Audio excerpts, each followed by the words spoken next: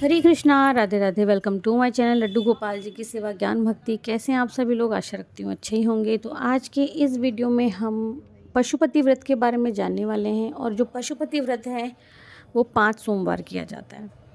तो चलिए वीडियो को आगे की ओर लेकर के जाते हैं। भगवान शिव का एक नाम पशुपतिनाथ भी है, आप सभी जानते हैं, और जो नहीं जानते हैं वो इस वीडियो के माध्यम से जान जाएंगे।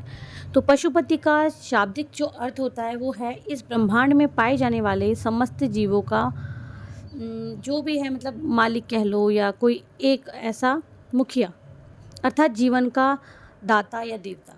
तो ये जो पशुपति नाथ है ये 4 मुख वाले लिंग के रूप में आदि काल में स्थापित हैं नेपाल में, काठमांडू में। नेपाल की जो राजधानी है काठमांडू, वहाँ पर स्थित है।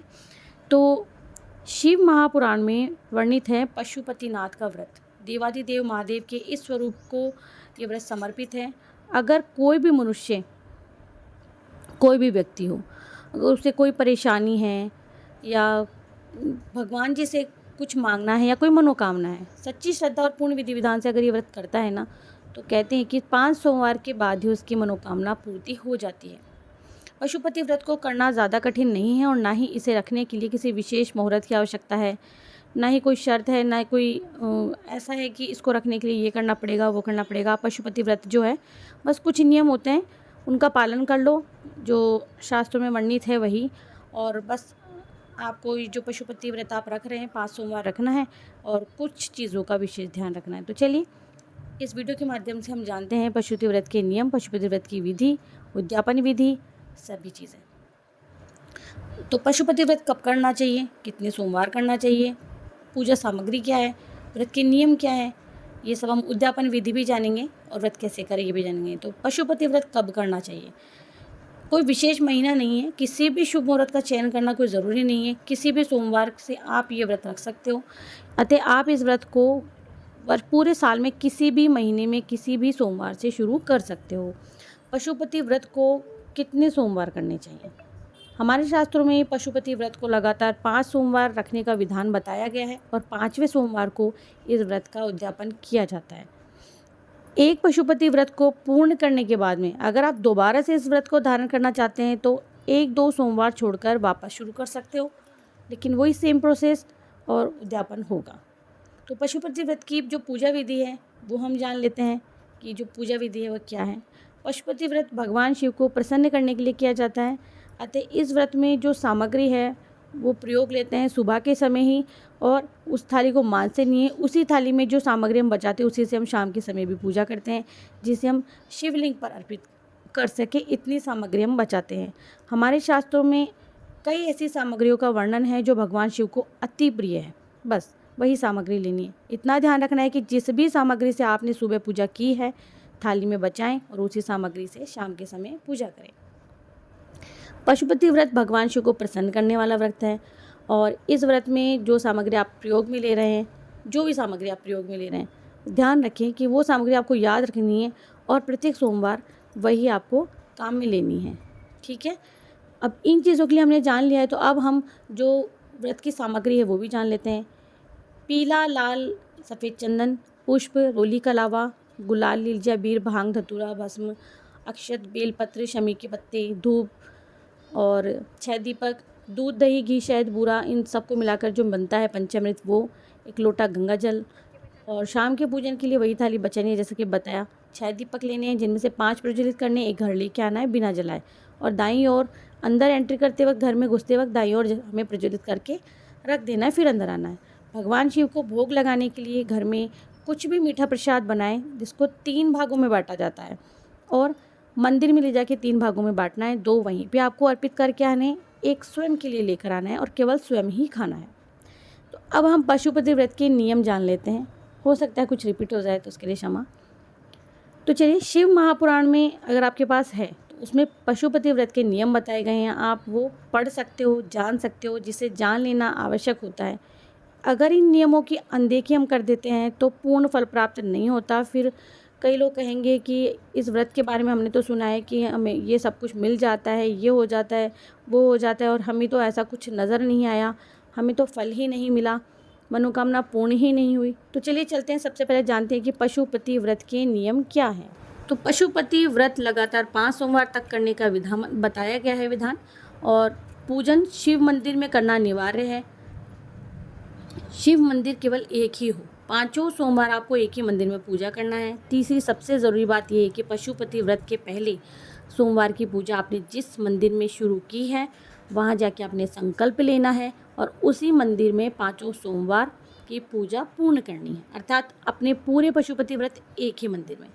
पशुपति व्रत के दौरान अगर किसी कारणवश आपको कहीं दूसरी जगह शहर जाना पड़ रहा है तो उसी शिव मंदिर में जाना असंभव हो तो इस व्रत को अगले सोमवार के लिए टाल देना चाहिए, परंतु व्रत का पूजन एक ही शिव मंदिर में करना आवश्यक है। कोशिश करें कि आप लगातार इस व्रत को करें।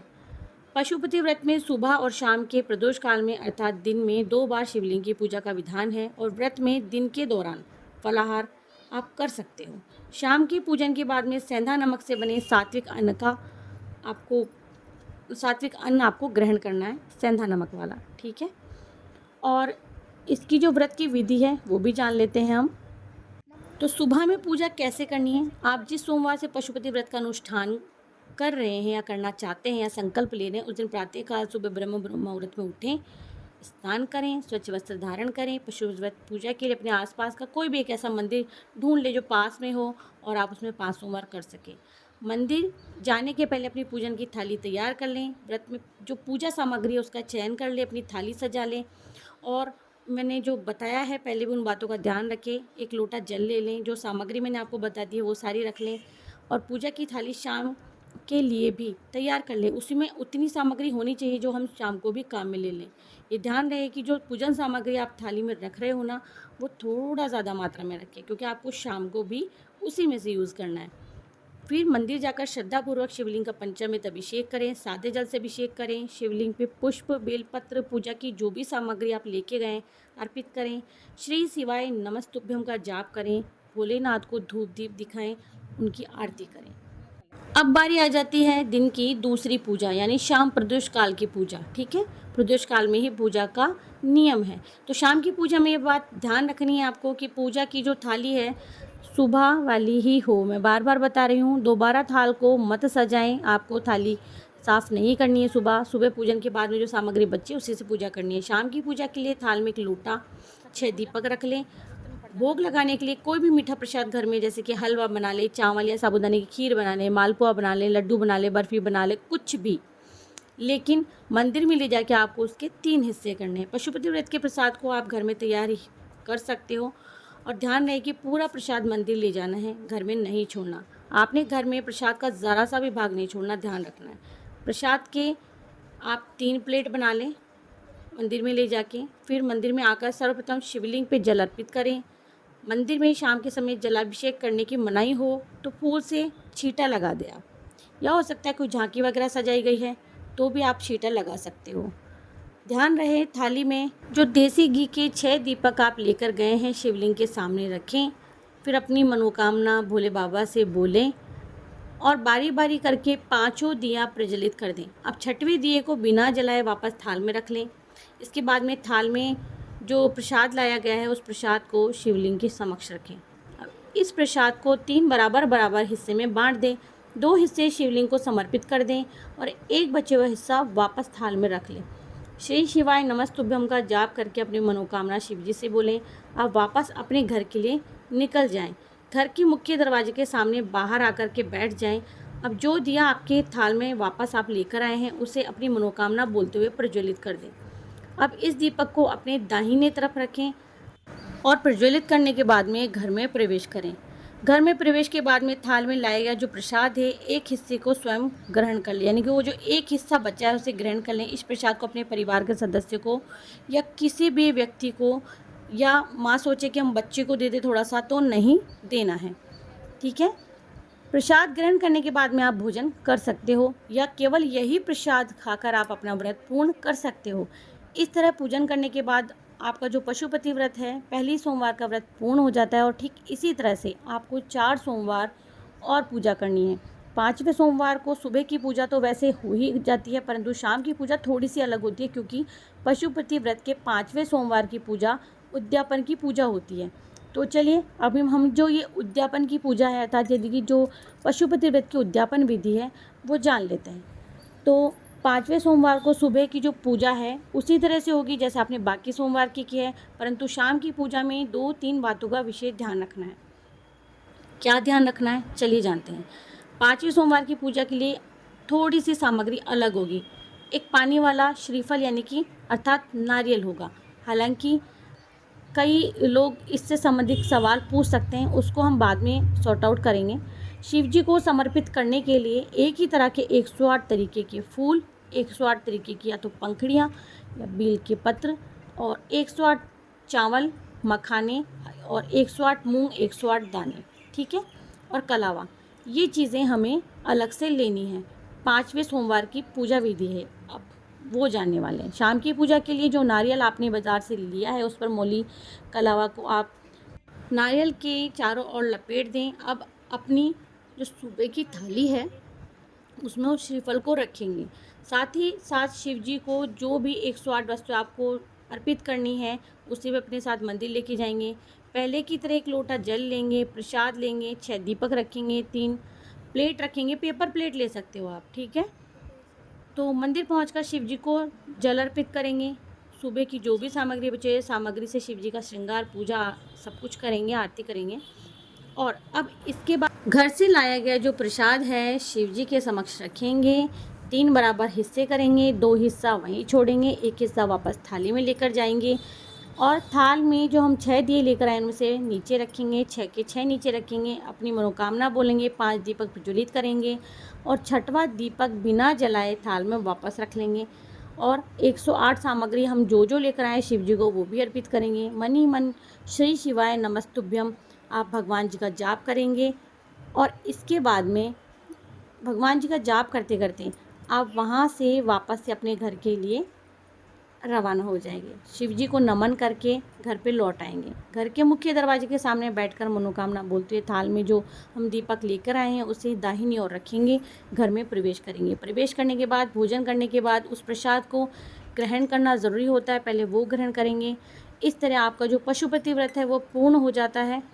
तो उद्यापन भी हो जाता है। साथ ही साथ मासिक धर्म अगर आपका आ गया है तो पशुपति व्रत कैसे करेंगे वो हम जान लेते हैं, क्योंकि बहुत सी महिलाओं के मन में ये प्रश्न होगा कि अगर मासिक धर्म आ जाएगा तो क्या करेंगे। ये प्रश्न तो आता ही आता है। अगर पशुपति व्रत शुरू कर लिया है, किसी सोमवार के दिन मासिक चक्र अर्थात पीरियड्स आ जाएँ तो इस स्थिति में क्या व्रत मान्य होगा या वो खंडित हो जाएगा, चलिए जानते हैं। अगर ऐसे में मासिक धर्म आ जाए उस स्थिति में आप पूरे दिन व्रत का पालन ज़रूर से करेंगे, अर्थात पूरे दिन फलाहार करेंगे और रात्रि में आप चाहें तो सात्विक भोजन कर सकते हैं, परंतु इस दिन शिव जी का पूजन नहीं करना है। फिर 5 सोमवार के व्रत की गिनती जो है वो मान्य नहीं होगी। वो आपको जो पूजा है वो आपको अगले सोमवार को करनी होगी और इस दिन के व्रत को अगले सोमवार के लिए भी आप टाल सकते हैं। व्रत आपको नहीं छोड़ना है, क्योंकि जैसे ही आप व्रत छोड़ेंगे तो ये 5 सोमवार के व्रत खंडित हो जाएंगे। तो इस तरह से आप जो हैं अपने 5 पशुपति व्रत हैं, सोमवार के 5 सोमवार हैं, वो आप कर सकते हो। अब आप सोचेंगे कि ये 5 सोमवार हम कैसे करेंगे, तो 6 हो जाएंगे। नहीं, वो जो सोमवार है हम उसे छोड़ नहीं सकते, लेकिन वो मान्य नहीं होता है। तो आशा करती हूँ पशुपति व्रत से संबंधित मैंने संपूर्ण जानकारी आपको इस वीडियो में दे दी है। अगर फिर भी आपको लगता है कि कुछ आपको और अलग पूछना है या कोई और बात आपके मन में है, प्रश्न है, वो जानना चाहते हैं, तो आप मुझे कमेंट बॉक्स में आकर कमेंट कर सकते हैं। और अगर वीडियो अच्छा लगे तो आगे शेयर कर सकते हैं, लाइक कर सकते हैं। सब्सक्राइब अगर नहीं किया तो ज़रूर से सब्सक्राइब करें। मैं मिलती हूँ नेक्स्ट वीडियो में, तब तक के लिए हरे कृष्णा, राधे राधे।